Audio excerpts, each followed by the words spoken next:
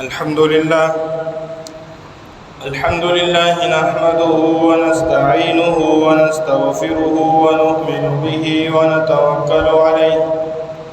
ونعوذ بالله من شرور أنفسنا ومن سيئات أعمالنا من يهده الله فلا مضل له ومن يضلله فلا هادي له ونشهد أن لا إله إلا الله وحده لا شريك له ونشهد أن سيدنا ومولانا محمدا عبده ورسوله أرسله بالحق بشيرا ونذيرا وداعيا إلى الله بإذنه وسراجا منيرا أما بعد فأعوذ بالله من الشيطان الرجيم بسم الله الرحمن الرحيم إن الذين يحبون أن تشيع الفاحشة في الذين آمنوا لهم عذاب أليم في الدنيا والآخرة والله يعلم وأنتم لا تعلمون وقال تعالى قل للمؤمنين يغضوا من أبصارهم ويحفظوا فروجهم ذلك أزكى لهم إن الله خبير بما يصنعون وقال تعالى يعلم خائنة الأعين وما تخفي الصدور وقال رسول الله صلى الله تعالى عليه وسلم الإيمان 79 شعبة فأفضلها قول لا إله إلا الله وأدناها إماتة الأذى عن الطريق والحياء شعبة من الإيمان وقال عليه الصلاة والسلام إذا لم تستحيي فاصنع ما شئت أو كما قال عليه الصلاة والسلام صدق الله العظيم وصدق رسوله النبي الكريم ونحن على ذلك لمن الشاهدين والشاكرين والحمد لله رب العالمين اللهم صل على سيدنا ومولانا محمد وعلى آل سيدنا ومولانا محمد وبارك وسلم تسليما كثيرا كثيرا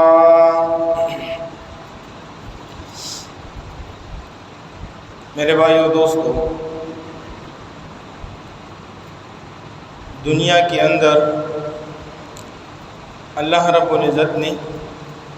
زندگی گزارنے کے لیے ایک طور اور طریقہ ہمیں دیا ہے۔ جو بندہ، جو قوم،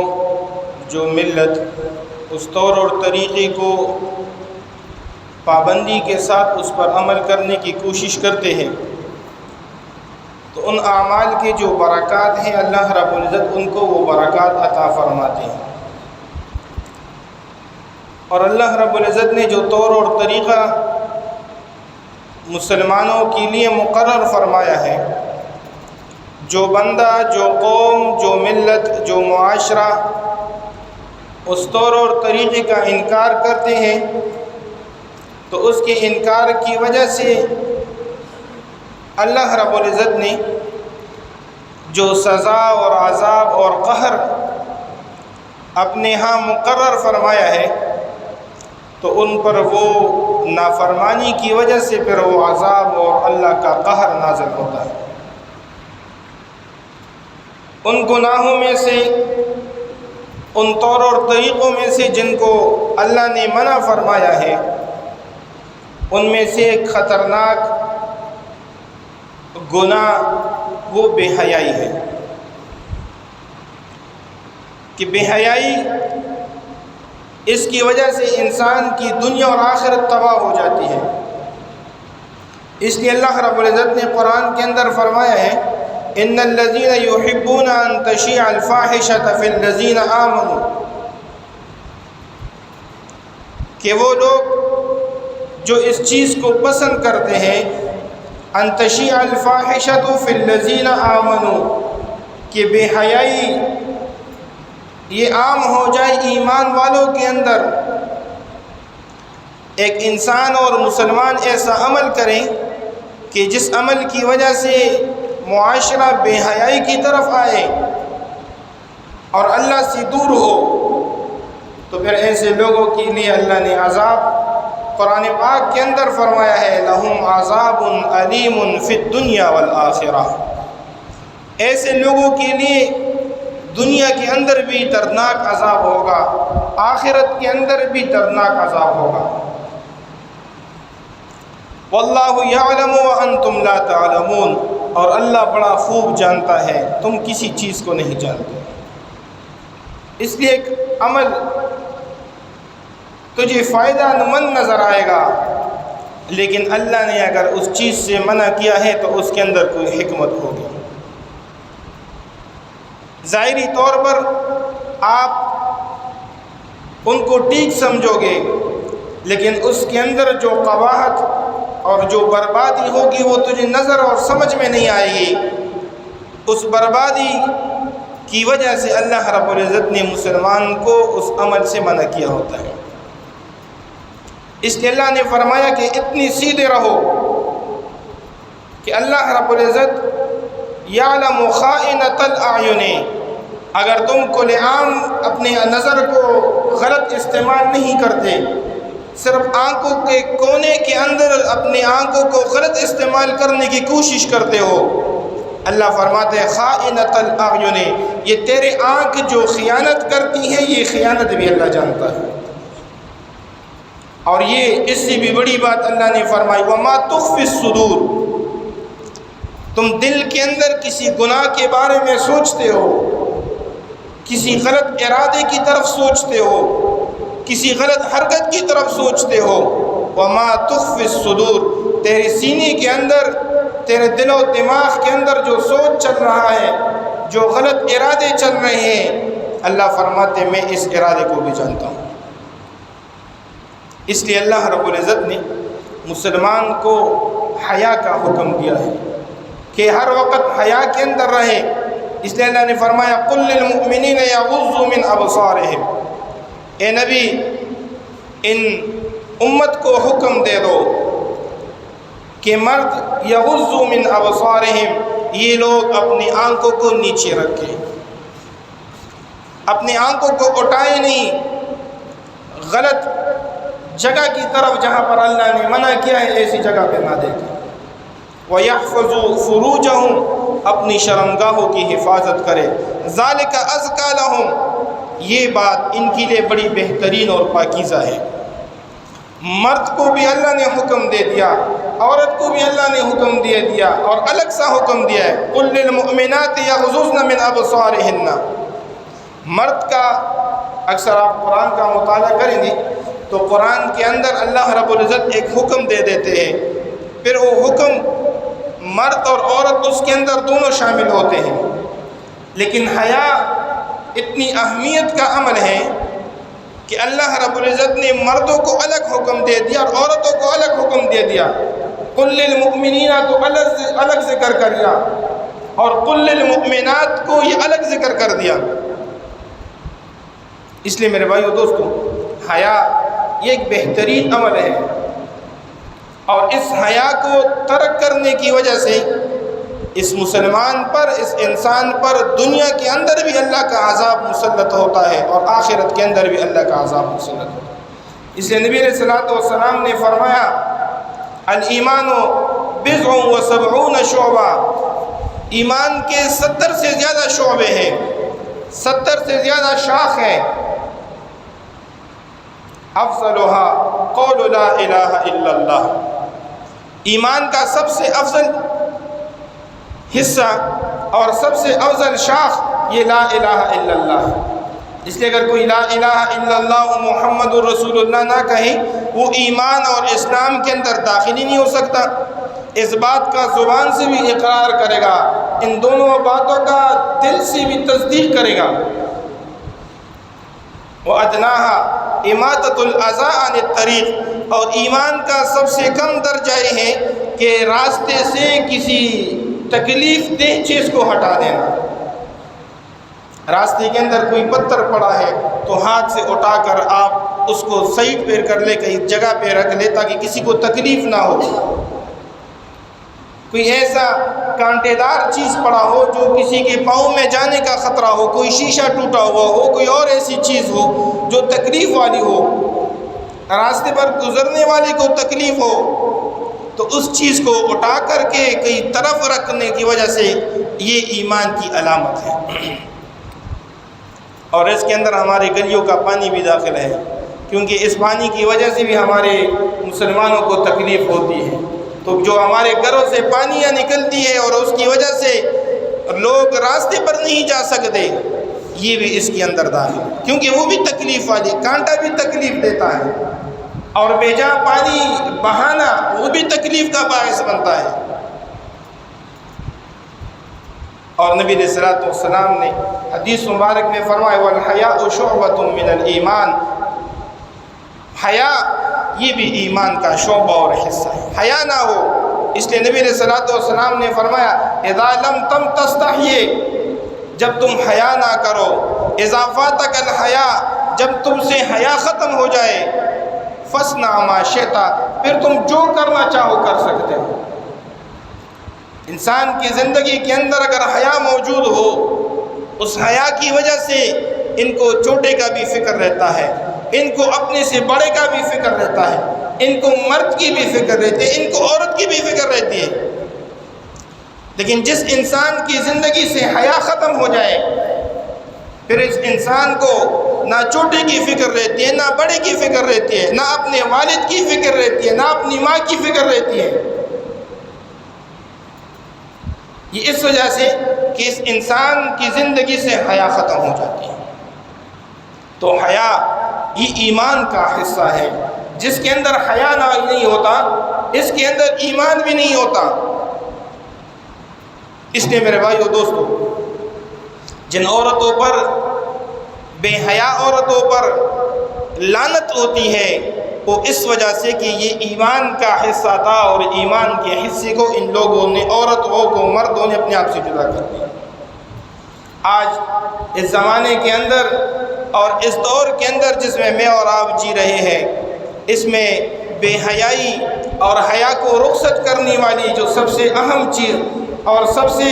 بڑی چیز، جس کا سب سے بڑا کردار ہے ہمارے اس معاشرے کے اندر، آج وہ ہمارے جیبوں کے اندر یہ موبائل ہے۔ اس موبائل سے پہلے کی زندگی دیکھ لے، اس موبائل کے آنے کے بعد کی زندگی دیکھ لے، اور دن بدن یہ موبائل جتنا عام ہوتا جا رہا ہے، آپ دن بدن اس کی خرابیاں، ان کے نقصانات اور تباہیاں دن بدن دیکھ لیں کتنی بڑھتی جا رہی ہیں۔ تو ان کے فوائد بھی ہیں، ان کے نقصانات بھی ہیں۔ فوائد جیسے پہلے کسی کو اگر آپ نے پیغام دینا تھا تو کتنا سفر کرنے کے بعد آپ نے ان کو پیغام دینا تھا، خط کے ذریعے سے یا خود جا کر ان کو وہ بات سے آگاہ کرنے کی ضرورت ہو۔ آج وہ تکلیف ختم ہو گئی، موبائل کے ذریعے سے گھر بیٹھ کر آپ کہیں بھی بات کرا سکتے ہیں، یہ ایک فائدہ ہے۔ پہلے کاروبار کے لیے آپ کتنی سفر کرتے تھے،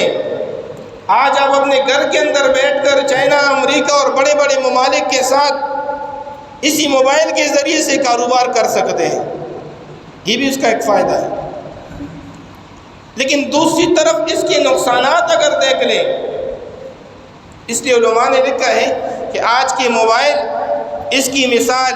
نبی علیہ الصلوۃ والسلام کے زمانے میں شراب کی جیسا ہے۔ نبی علیہ الصلوۃ والسلام کے زمانے میں جب شراب حرام نہیں ہوئی تھی تو نبی علیہ الصلوۃ والسلام کے پاس کچھ صحابہ آئے، اور صحابہ نے عرض کی اللہ کے رسول، یہ شراب کیا چیز ہے، یعنی اس شراب کے بارے میں ہمیں کیا کرنا چاہیے؟ تو اللہ رب العزت نے آیات نازل فرمائی، یسألونک عن الخمر والمیسر قل فیہما اسم کبیر۔ یہ لوگ آپ سے شراب اور جوئے کے بارے میں پوچھتے ہیں، آپ فرما دیں قل فیہما اسم کبیر، اس شراب کے اندر اور اس جوئے کے اندر بہت بڑا گناہ ہے، ومنافع للناس، اور لوگوں کے فوائد بھی ہیں۔ شراب سے دنیاوی فائدہ کچھ نہ کچھ مل جاتا ہے، جوئے سے دنیاوی فائدہ کچھ نہ کچھ مل جاتا ہے، لیکن اس کے بعد اللہ رب العزت نے فرمایا قل اسمہما اکبر من نفعہما، آپ فرما دیں کہ اس شراب اور جوئے کا گناہ یہ اس کے نفع سے بہت زیادہ ہے۔ تو آج اس زمانے کے اندر موبائل کا بھی یہی حال ہے کہ ہم اس کی فائدے تو دیکھ لیں، لیکن فائدے سے زیادہ نقصان آج دن بدن اس کا بڑھ رہا ہے۔ ہمارے کاروبار اس کے بغیر نہیں چل رہے، ہم کہتے ہیں۔ آج بہت سارے ایسی کتابیں ہیں، ہماری دینی کتابیں، جس میں عام بندہ اور عام مولوی اس کو خرید نہیں سکتا۔ 20-20 ہزار، 25-25 ہزار، 50-50 ہزار کی ایک ایک کتاب ہے۔ اس موبائل نے اس چیز کو آسان کر دیا ہے کہ وہ 50 ہزار کا کتاب جو آپ خرید نہیں سکتے، اس موبائل کے اندر نیٹ ڈالنے کی وجہ سے 100-150 روپے کا پیکج کرنے کی وجہ سے آپ اس کتاب تک پہنچ سکتے ہیں۔ یہ تو فائدہ ہو گیا۔ لیکن اس کے برعکس جو لوگ اس موبائل کو غلط استعمال کرتے ہیں، اس کا نقصان کتنا ہوتا ہے۔ سب سے بڑا نقصان جو اس موبائل کا آج کل ہو رہا ہے وہ میرے اور آپ کی وقت کا ضائع کرنا ہے۔ ہر بندہ خود دیکھ لے کہ وہ چاہے بوڑھا ہو جوان، چاہے مرد ہو یا عورت، ان کا موبائل پر 4، 5، 6، 7، 8 گھنٹے لازمی اس موبائل کی وجہ سے خراب ہو رہے ہیں۔ حالانکہ وقت یہ کتنی بڑی اہمیت کا حامل ہے۔ نبی علیہ الصلوۃ والسلام نے فرمایا نعمتان مغبون فیہما کثیر من الناس، بہت سارے لوگ 2 نعمتوں کے بارے میں بڑی غفلت سے اس کے ساتھ برتاؤ کرتے ہیں، الصحت والفراغ، ایک صحت اور ایک فراغت، کہ جب اللہ نے آپ کو فارغ وقت دے دیا تو اس کو اپنی آخرت بنانے میں لگا لو۔ اور آپ جو بڑے ہمارے گزرے ہیں ان کے حالات کے اندر دیکھ لیں۔ امام ابن خلیل رحمۃ اللہ علیہ کے بارے میں آتا ہے کہ اس نے ایک کتاب لکھی ہے 800 جلدوں کے اندر، یعنی 800 کتابیں ملا کر ایک کتاب بن جاتی ہیں۔ ان کو کسی نے پوچھا کہ اتنا بڑا کام، 800 جلدیں پڑھنا بھی مشکل ہے، پھر 800 جلدیں ان کو سمجھنا، ان کو پھر ایک کتاب کے اندر جمع کرنا، یہ عام بات نہیں ہے۔ تو ان کو کسی نے پوچھا کہ آپ نے یہ کتنا بڑا کام کیسے کیا؟ اس نے کہا میں نے اتنا بڑا کام ایسے کیا کہ میں نے اپنی زندگی میں دیکھ لیا کہ ہمارا اکثر وقت کھانے پینے کے اندر خرچ ہوتا ہے، پھر کھانے پینے کی وجہ سے آپ کو کئی ضروریات متوجہ ہو جاتی ہیں، واش روم جانا ہوتا ہے، پیشاب اور بہت ساری چیزیں۔ میں نے اپنی زندگی کے اندر ستو اور پانی کا استعمال شروع کیا، اس کی وجہ سے پیشاب کی حاجت بھی 2-3 دن کے بعد پڑتی ہے، بڑے پیشاب کی حاجت بھی 2-3 دن کے بعد پڑتی ہے، اور میں آسانی کی وجہ سے کام بھی کر لیتا ہوں۔ اسی عمل کی وجہ سے میں نے ایک کتاب 800 جلدوں کے اندر ایک کتاب کو پڑھ لیا۔ اور ایک امام کے پاس کسی نے پوچھا کہ زندگی میں سب سے مشکل وقت کون سا گزرتا ہے آپ پر؟ اس نے کہا اسقل ساعات علیہ ساعۃ آکل فیہا، سب سے مشکل وقت مجھ پہ وہ گزرتی ہے کہ جس کے اندر میں کھانا کھاتا ہوں، کیونکہ اس کی وجہ سے پھر بہت سارا وقت میرا ضائع اور خراب ہو جاتا ہے۔ تو وقت یہ انتہائی قیمتی چیز ہے، لیکن اس موبائل کی وجہ سے آج وہ تباہ و برباد ہو گیا۔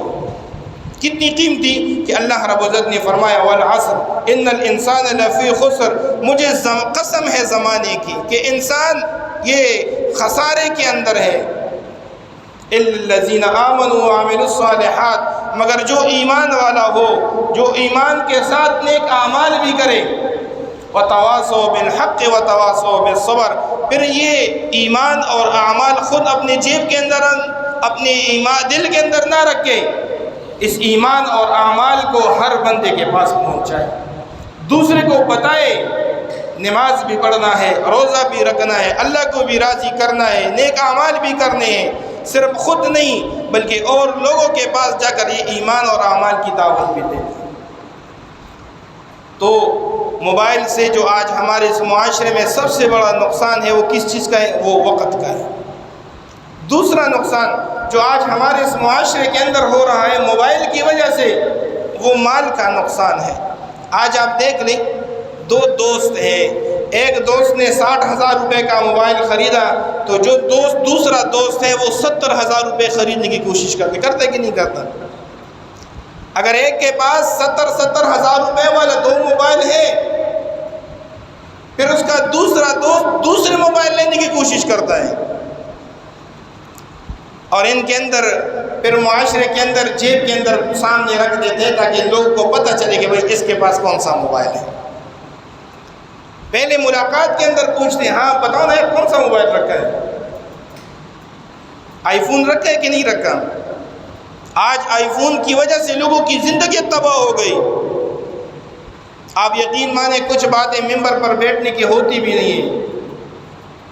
اسی کالونی کی بات بتا رہا ہوں کہ 2-3 ہفتے پہلے ایک بندے نے آئے بتایا، اسی کالونی کے اندر ایک لڑکی ہے اور ایک جوان لڑکے کو کہا کہ آئی فون لے کر دے دو، پھر آپ کی مرضی جو کرنا چاہو کر دو۔ آپ کیا کہتے ہیں کہ وہ بچی یتیم ہے، اس کے گھر میں ماں باپ نہیں، اس کے گھر میں کوئی بھائی نہیں ہوتا،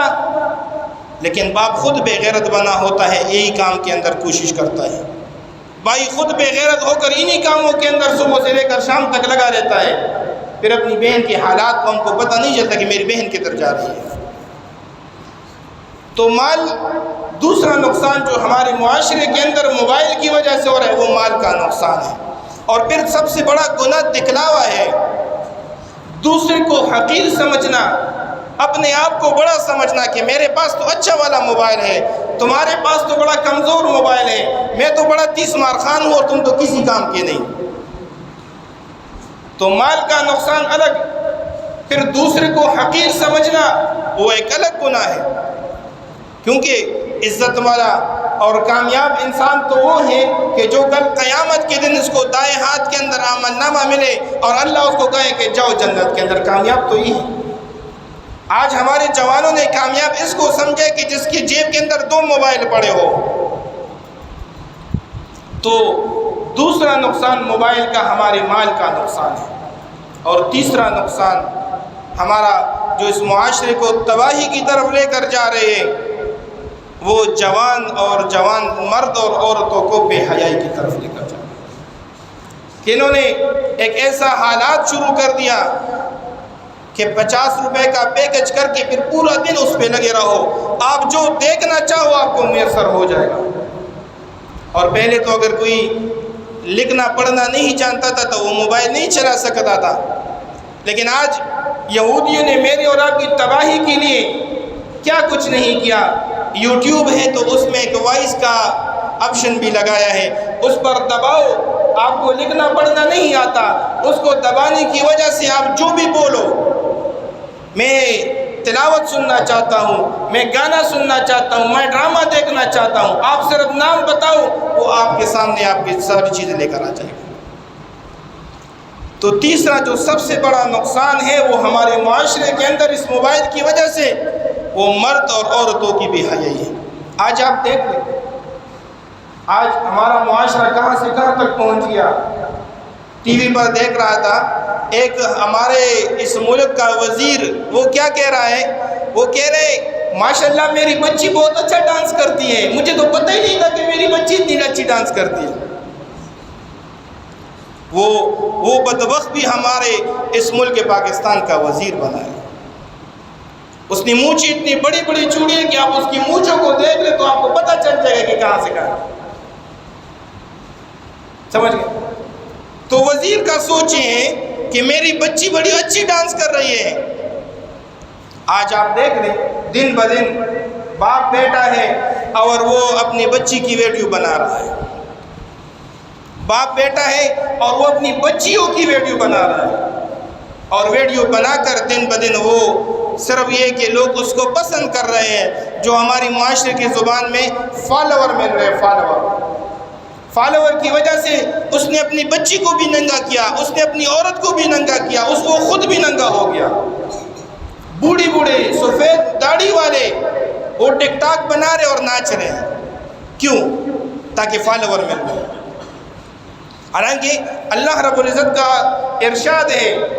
ان الذین یحبون ان تشیع الفاحشۃ فی الذین آمنوا، جو ایمان والوں کے اندر بے حیائی پھیلانے کی کوشش کرتے ہیں، لہم عذاب فی الدنیا والآخرہ، ایسے لوگوں کو دنیا کے اندر بھی دردناک عذاب ملے گا، آخرت کے اندر بھی دردناک عذاب ملے گا۔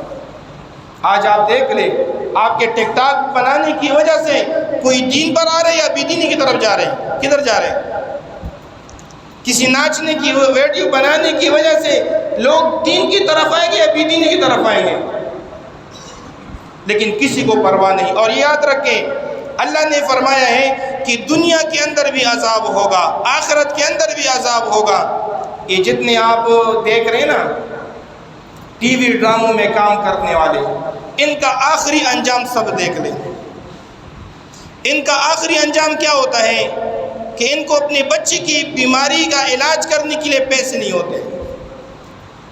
آخری انجام اور آخری حالات کے اندر ان لوگوں کے پاس کھانے کے لیے کوئی پیسے نہیں ہوتے۔ صرف پاکستان کی نہیں بتا رہا، آپ باہر ممالک کے دیکھ لیں، آپ انڈیا دیکھ لیں، امریکہ دیکھ لیں، جدھر بھی جانا چاہیں،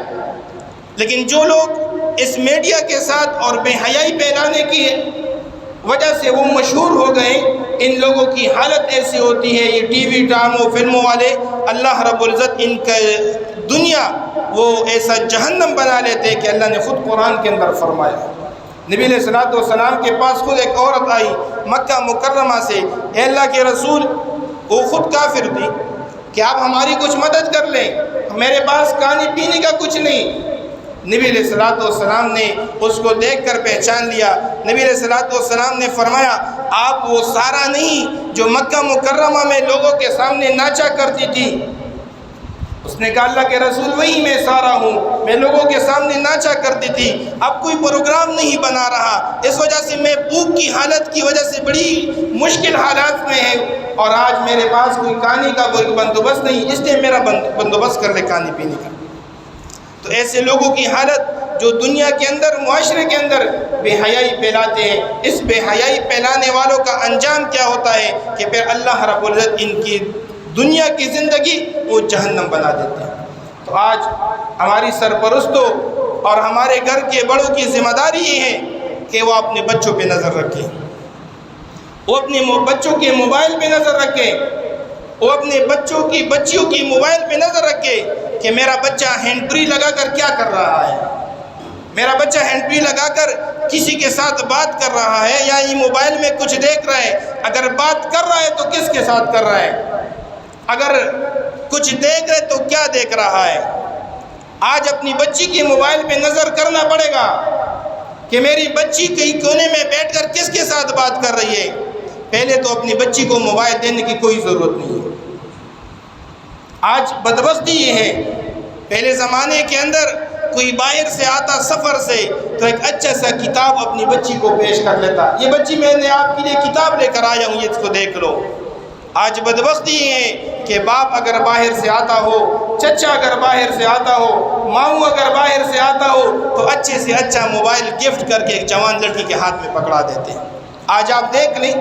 ہمارے پاس آتے مسائل، اسی 2 ہفتے پہلے ایک عورت آئی اسلام آباد سے، جوان لڑکی رونے لگ گئی، کہتے فلاں بندے نے میں نے 5 سال کی زندگی تباہ و برباد کر دی، اب کوئی ایسا عمل کر کے دے دو کہ میں اس کی زندگی تباہ کروں۔ میں نے کہا جاؤ بہن، اب تمہاری زندگی تباہ ہو گئی، اس کی زندگی کبھی تباہ نہیں ہوگی۔ 2-2 3-3 بچوں کی عورتیں، مائیں، وہ کیا کر رہی ہے؟ وہ اور یاروں کے ساتھ اسی موبائل کی وجہ سے ٹچ ہے۔ میری باتوں پہ ناراض نہ ہو، لیکن یہ اس معاشرے کی حقیقت بتا رہا ہوں۔ اس لیے آج اگر اپنے گھر کو بچانا ہو، اپنے معاشرے کو بچانا ہو تو پھر تو یہ موبائل اپنے گھر سے ختم کر لو، یا اگر ختم نہیں کرنا ہے تو پھر اپنے بچے کے جیب کے اندر جو موبائل پڑا ہے اس پر بھی نظر رکھو، اپنی بچی کے جیب کے پاس جو موبائل پڑا ہے اس پر بھی نظر رکھو، تب میرا اور آپ کا گھر بھی محفوظ رہے گا، میرا اور آپ کا معاشرہ بھی محفوظ رہے گا۔ اللہ کرے کہ میرے اور آپ کا معاشرہ اور ہمارے گھر یہ سب اس بدبختی سے محفوظ رہے۔ اللہ مجھے اور آپ کو ان باتوں پر عمل کی توفیق عطا فرمائے۔ وآخر دعوانا ان الحمد للہ رب العالمین۔